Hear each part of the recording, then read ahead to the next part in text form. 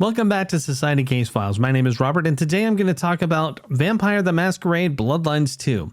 If you like this kind of content and you want to see more, please subscribe to the channel and hit the notification bell. Otherwise, I'm going to dive right in. Bloodlines 2 has a storied past, and in a lot of ways, I don't think there were many people who did more than hope that this game would be good. And based on the reviews from both players and the critics, we can see that this game has fallen short in many ways. They've just done things that have effectively put it out to dry, in my opinion. And let's start with what basically happened. I mean, if you cared about this game at all, you probably already know a little bit about the past. But here's the thing. Bloodlines 2 was supposed to come out roughly around the same time as Cyberpunk. In fact, back when that was happening, I was kind of weighing between whether I wanted to play Cyberpunk first or Bloodlines 2 first. So I was going to wait and buy the Vampire game, play that, and then probably go back to Cyberpunk. Instead, of course, Cyberpunk came out and Bloodlines 2 didn't. So a bunch of stuff happened. If you don't know, basically they fired a bunch of people. The game moved into sort of development limbo. A different studio took it over. It finally landed on the Chinese room. And then lo and behold, it's suddenly out. And I think they did the best they could to try and get people to be excited about it. They did a lot of stuff, showing off some trailers and that sort of thing. But in the end, this game suffered from comparison and expectation. By calling it Bloodlines 2, people expect it to at least have the same DNA as the original game. I mean, it is a sequel, so while I don't think a sequel needs to be everything that the previous game was plus more, it needs to have enough in common with it that it feels like we're on like sort of the same path. And that's not this game.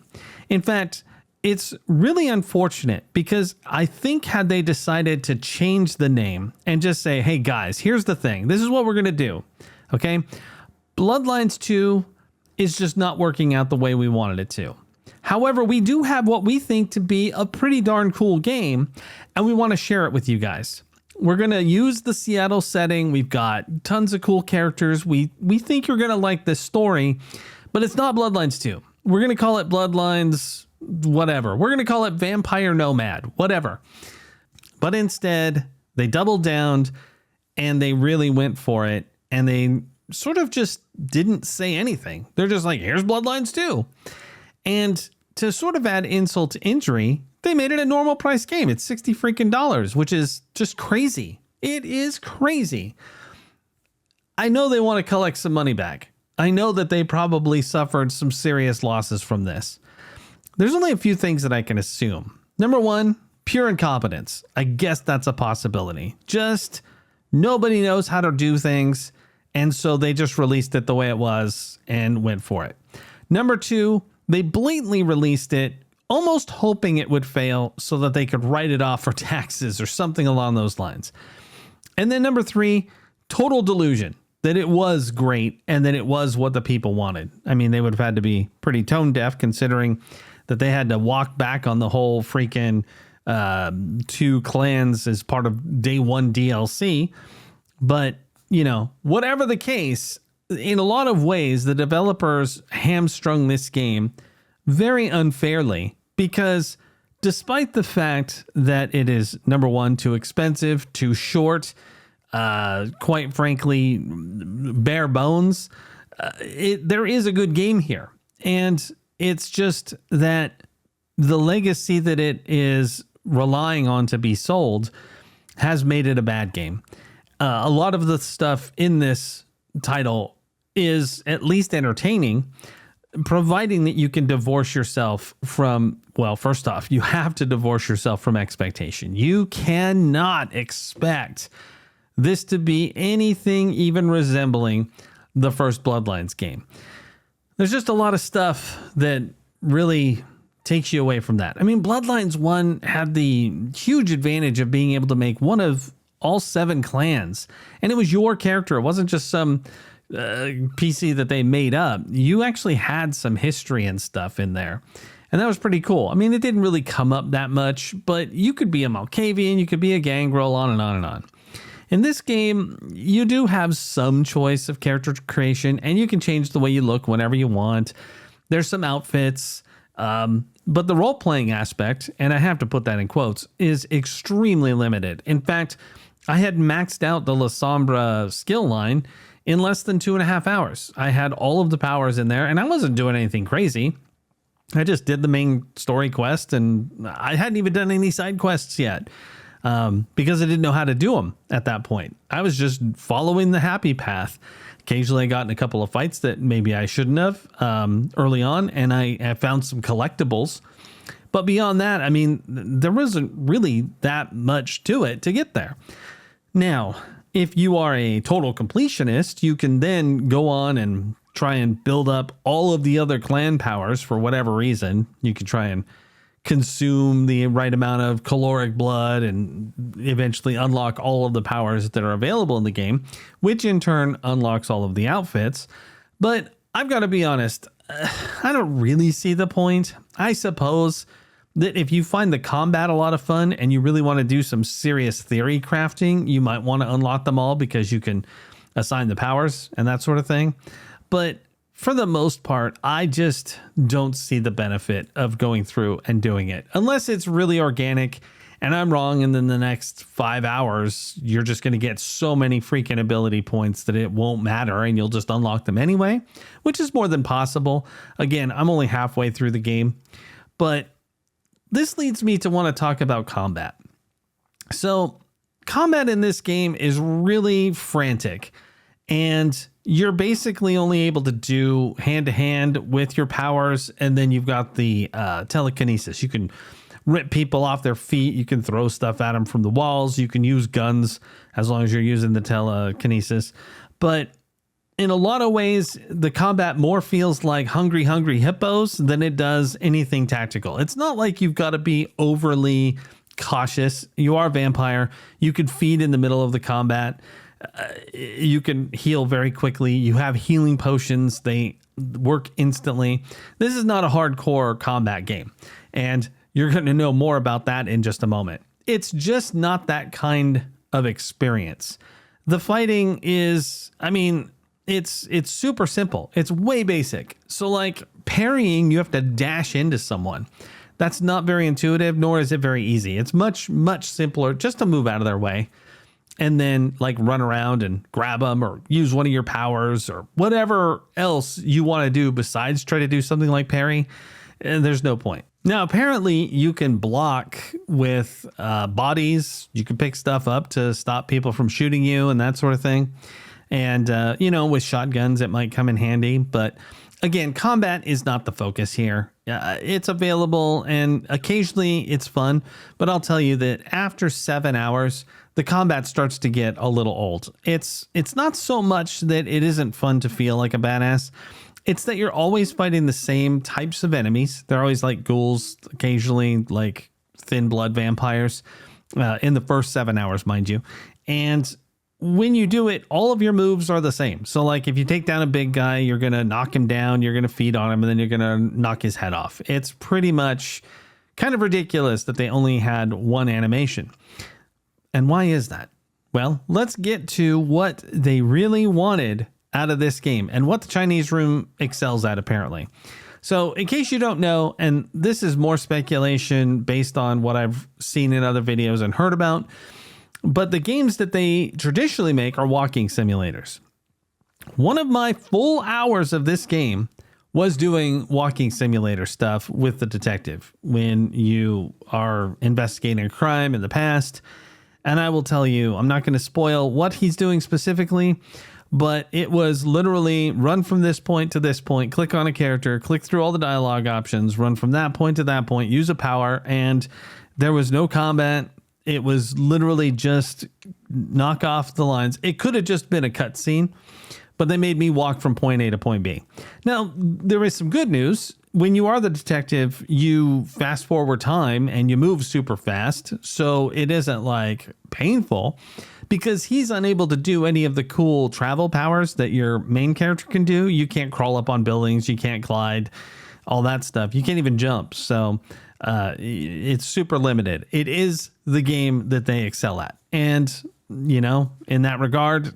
If you like that type of game, then you probably really love this. I don't. I don't really want to do the walking simulator games. Very quickly, I start to feel like, why isn't this a cutscene? Because all it really is doing is making me hold the W key down, get to a location, and then prompt the next part of the story to happen. It's the illusion of choice. It's the illusion of interaction. The only interaction there is whether or not I am going to walk over there or if I'm going to go use the restroom. So I can effectively pause the game by just not moving forward. So the fact that it was a full hour of that, and I was moving pretty fast, that was kind of ridiculous and very much unbalanced from the rest of the game. The other reason that this feels really shallow is because of those side quests. You'll take side quests from the Banu Hakim, where you're basically going to go around and take people out for them. You're going to collect things for 2 different characters, and then you're going to deliver packages for another one. And that was pretty much it for the first 7 hours of side quests. And they were very quick. They gave you experience. But again, what is it for? You're not buying up your health. You're not buying up your blood pool or any of that because you don't have it. You've just got basically health, which doesn't go up. And then you've got your clan powers. And then, of course, you could use the experience to buy other clan powers. But, I mean, you'd really have to find a lot more joy in the combat for those to matter.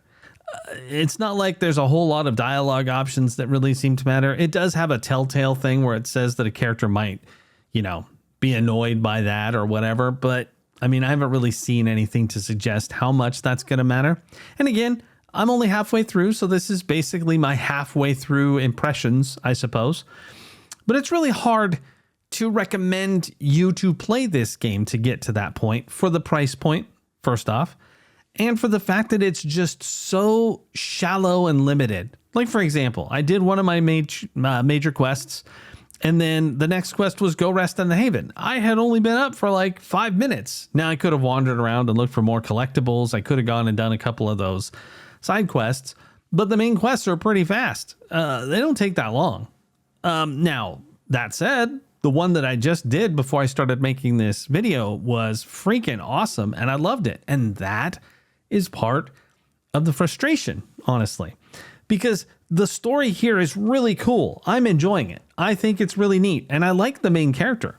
I just wish that they would have done something different here. Like, not necessarily made Bloodlines 2, which, that would have been nice since that was the promise. But I think this game itself deserved more attention.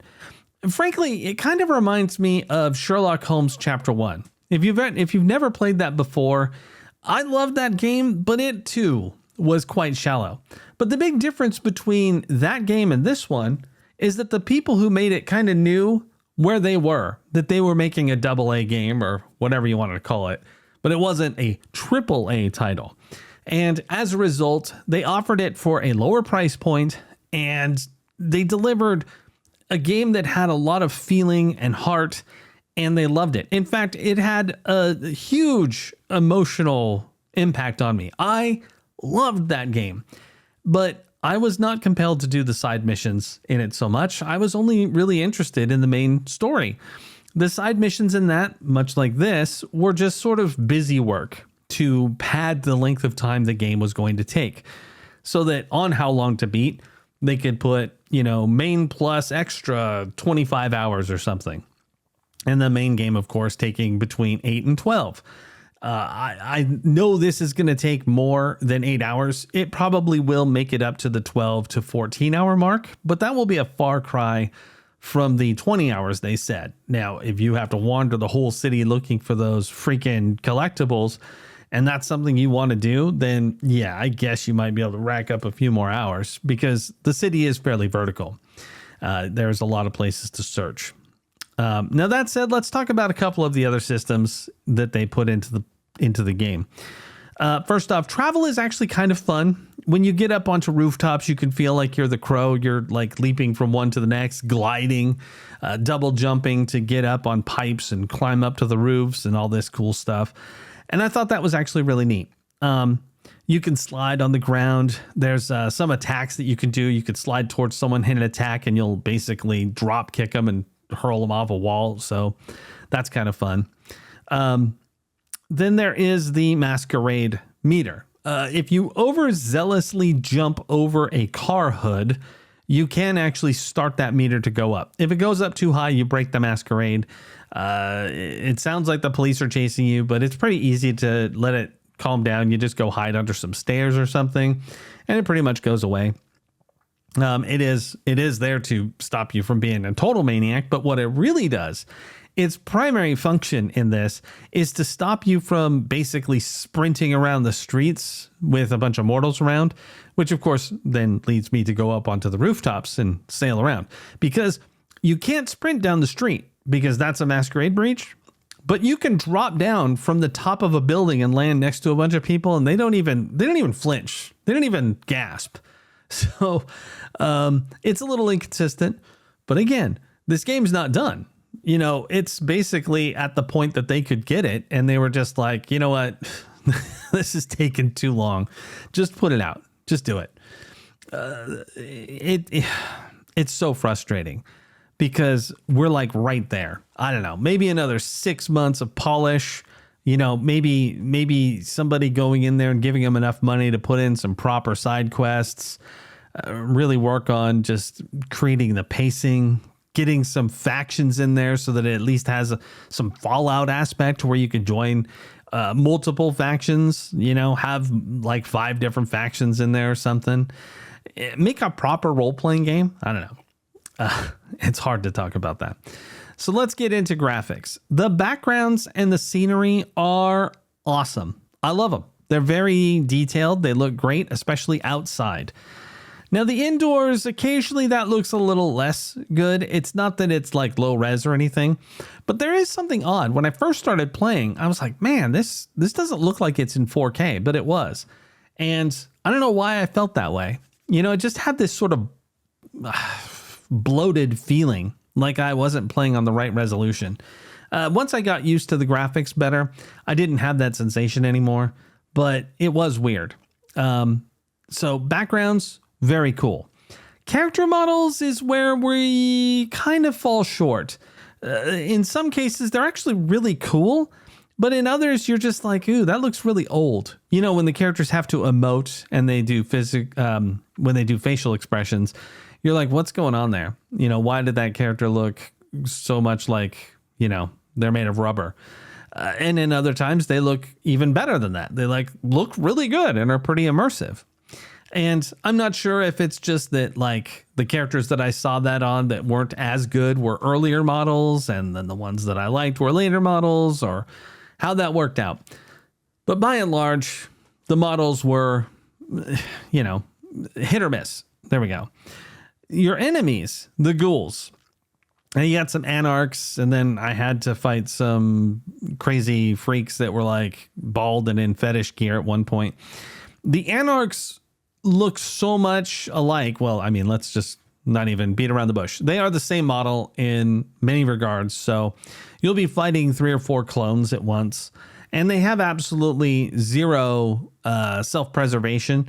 So it doesn't matter the fact that you've like torn off somebody's head and drained a few people by drinking from them and beaten a few other people to death. They still continue to just come at you. They're just like, nah, I've got it. It doesn't matter. I mean, that guy, he wasn't that good anyway, even though he looks literally exactly like me, down to my mask that I'm wearing and the pattern on my jacket. I'm not entirely sure why they couldn't just add like 75 textures to ensure that the characters all look different. That would not have been that big of a deal, just so that you didn't feel like you were fighting clones as opposed to, you know, characters that are supposed to be out in the world that are making a difference and, you know, actually matter, but they didn't. So there you go. That's what you pretty much get to fight quite often. There's not very much in the way of fighting with mortals, which is kind of a shame, but at the same time, your character is morching vampires so easily that fighting mortals would just be pointless. So occasionally, when you're wandering around and you need to feed on them to get the, you know, special powers to unlock the other vampire clan stuff, You will actually frustrate one of them for whatever reason, and they'll just attack you. And then, if you lure them into an alley, you beat them to death in about 2 seconds. There are some cool things that are just like right on the verge of like elevating the game. Like I had somebody get aggressive with me, and I was trying to get them to an alley so I could feed on them, but they ran into a cop, and the cop is like, well, that person's attacking the main character, and tried to stop them and ended up gunning them down in the street. So it's kind of amazing that it did do that, but that's a small thing. There's no traffic, no cars driving around. You don't see that, but a lot of foot traffic. So the city doesn't feel empty, but it does feel like it's been shut down.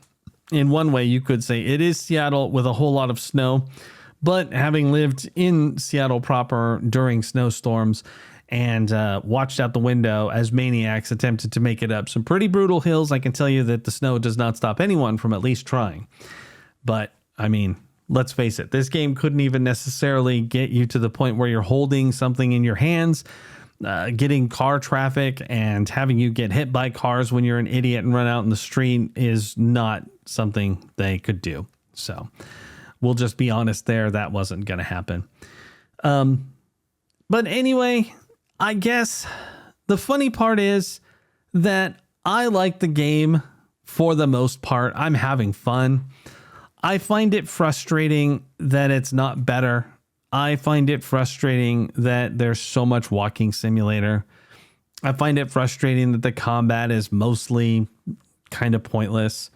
And yet, despite all that, I'm just so taken with the lore and the way they're presenting the story that it's still making me enjoy it. I was a little concerned that after 2 hours, I'd want to return it. And I kind of prepared myself for it, but I was so invested by that time that I decided to keep it and at least finish the story. And I'll try and make a video to talk about the end if this changes. If like any of my feelings about the game change from this video, I will. Otherwise, I'll just make a quick short with an update that I finished it. At this stage, I'm going to be very, very honest. I'm going to be a little brutal. Am I enjoying it? Again, yes. But would I recommend it to anyone? Absolutely not. I would not. I just can't. Not for $60. It's just not reasonable.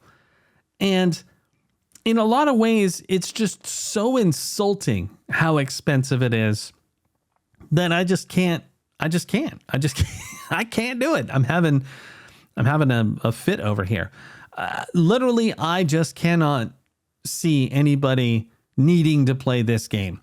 And the sad fact is, there's nothing they can do to fix it at this point. The only way this game was going to be fixed to a point that it was, first off, worth $60, and second, a solid game, was another year of baking and really honing these systems, making combat more tactical, creating the ability to engage in a way that mattered, creating real skill trees that allowed you to do some theory crafting, making that theory crafting matter, creating more contextual conversations, pushing you to try different things. The way this game works, if you like the story, then you're going to experience it, but you don't necessarily have to engage with all of the game's systems to do so. In fact, the side quests are probably just an annoying distraction when you really think about it. And things that could have been cool that were sort of hinted at, like decorating your haven. I mean, the place is a wreck. And I looked at the DLC that is, by the way, $12 that has Santa Monica like cosmetics. This game is just not the kind of game that you're going to be like, what would be really fun? Spending real world money to decorate a haven that I only see for 2 seconds every time I go there. And even when you do it, the place is still wrecked. It's not like you can go in and go to a bulletin board and say, hey, clean this place up, and then, put in new things that you find along your journeys. No, it's not that kind of game, because like every system in this product, they pretty much half-baked it. I mean, there's a dead animal in the haven that's just left there to rot. You can't even clean that up. So I don't know. Guys, I'm going to tell you, Vampire the Masquerade Bloodlines 2 is just not a game you should buy for full price. I would say that if it was $20 to $30 and you love Vampire, you like the World of Darkness, you want to experience a pretty cool story, buy it then. But if you can hold out that long, then just wait for it to be on one of the crazy sales for like $15 or when it goes on Humble Bundle or something. I don't know. I would say that it's worth a very small amount of money, and then you could experience the story and have some fun. I don't really see a whole lot of replayability because, again, the replayability is most likely going to come from the combat and stuff, and that's just not that exciting.